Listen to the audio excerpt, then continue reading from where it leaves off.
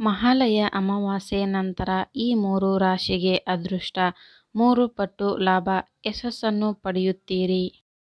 ಈ ಬಾರಿಯ ಭಾದ್ರಪದ ಪೂರ್ಣಿಮಾ ಅಂದರೆ ಪಿತೃಪಕ್ಷವು 17 ಸೆಪ್ಟೆಂಬರ್ 2024ರಿಂದ ಪ್ರಾರಂಭವಾಗುತ್ತದೆ. ಇದು ಪಿತೃ ಅಮಾವಾಸ್ಯೆಯ ದಿನದಂದು 2 ಅಕ್ಟೋಬರ್ 2024ರಂದು ಕೊನೆಗೊಳ್ಳುತ್ತದೆ. ಈ ಬಾರಿಯ ಪಿತೃಪಕ್ಷದ ದಿನಗಳು ಬಹಳ ವಿಶೇಷವಾದವು, ಏಕೆಂದರೆ ಈ ಸಮಯದಲ್ಲಿ ಆತ್ಮಕ್ಕೆ ಕಾರಣವಾದ ಗ್ರಹವಾದ ಸೂರ್ಯನು ಸಾಗುತ್ತಿರುತ್ತಾನೆ.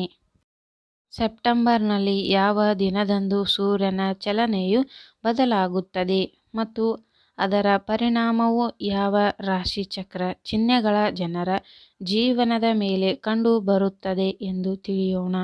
ಸೂರ್ಯನನ್ನು ಎಲ್ಲ ಗ್ರಹಗಳ ರಾಜ ಎಂದು ಕರೆಯಲಾಗುತ್ತದೆ. ಪಿತೃಪಕ್ಷದ ಸಮಯದಲ್ಲಿ 27 ಸೆಪ್ಟೆಂಬರ್ 2024ರಂದು ಮಧ್ಯಾಹ್ನ 1:20ಕ್ಕೆ ಸಿಂಹ ರಾಶಿಯ ಅಧಿಪತಿಯಾದ ಸೂರ್ಯ ಹಸ್ತ ನಕ್ಷತ್ರದಲ್ಲಿ ಸಾಗುತ್ತಾನೆ. ಈ ನಕ್ಷತ್ರ ಪುಂಜವು ರಾಶಿಚಕ್ರದಲ್ಲಿ 13ನೇ ಸ್ಥಾನದಲ್ಲಿದೆ. ಅವರ ಅಧಿಪತಿ ಚಂದ್ರ ದೇವರು.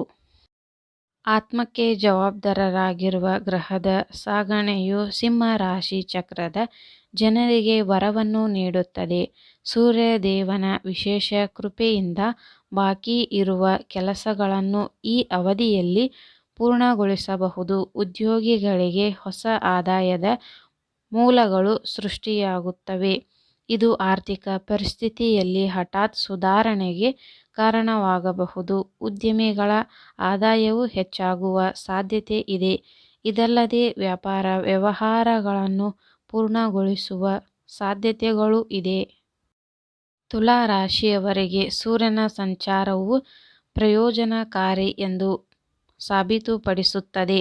ಕಚೇರಿಯಲ್ಲಿ ಕಡಿಮೆ ಕೆಲಸದ ಹೊರೆ ಇರುತ್ತದೆ.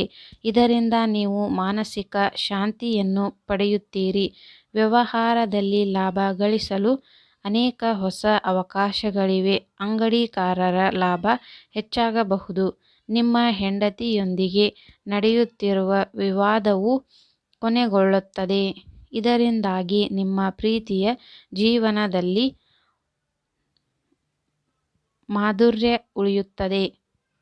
ಮಲಬದ್ಧತೆ ಅಥವಾ ಗ್ಯಾಸ್ ಸಮಸ್ಯೆಯಿಂದ ಬಳಲುತ್ತಿರುವವರ ಆರೋಗ್ಯ ಸುಧಾರಿಸುತ್ತದೆ. ಪಿತೃಪಕ್ಷದ ಸಮಯದಲ್ಲಿ ಧನು ರಾಶಿ ಜನರು ತಮ್ಮ ಸಂಗಾತಿಯಿಂದ ಕೆಲವು ಒಳ್ಳೆಯ ಸುದ್ದಿಗಳನ್ನು ಕೇಳಬಹುದು. ನಿಮ್ಮ ಸಂಗಾತಿಯೊಂದಿಗೆ ನಡೆಯುತ್ತಿರುವ ವಿವಾದವು ಕೊನೆಗೊಳ್ಳುತ್ತದೆ. ಕಚೇರಿಯಲ್ಲಿನ ಎಲ್ಲ ಕೆಲಸಗಳು ಸಮಯಕ್ಕೆ ಪೂರ್ಣಗೊಳ್ಳುತ್ತವೆ. ಈ ಕಾರಣದಿಂದಾಗಿ ಬಾಸ್ ನಿಮ್ಮನ್ನು ಹೊಗಳಬಹುದು.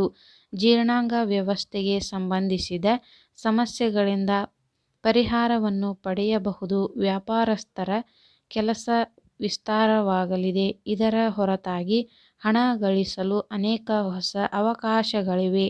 ಈ ಮಾಹಿತಿ ನಿಮಗೆ ಇಷ್ಟವಾದಲ್ಲಿ ಒಂದು ಲೈಕ್ ಮಾಡಿ ಹಾಗೂ ಸಬ್ಸ್ಕ್ರೈಬ್ ಮಾಡಿಕೊಳ್ಳಿ. ಇಂತಹ ಯೂಸ್ಫುಲ್ ವಿಡಿಯೋದೊಂದಿಗೆ ಮತ್ತೆ ಸಿಗೋಣ. ಈ ವಿಡಿಯೋ ಕೊನೆತನಕ ನೋಡಿದ್ದಕ್ಕೆ ನಿಮಗೆಲ್ಲರಿಗೂ ಧನ್ಯವಾದಗಳು.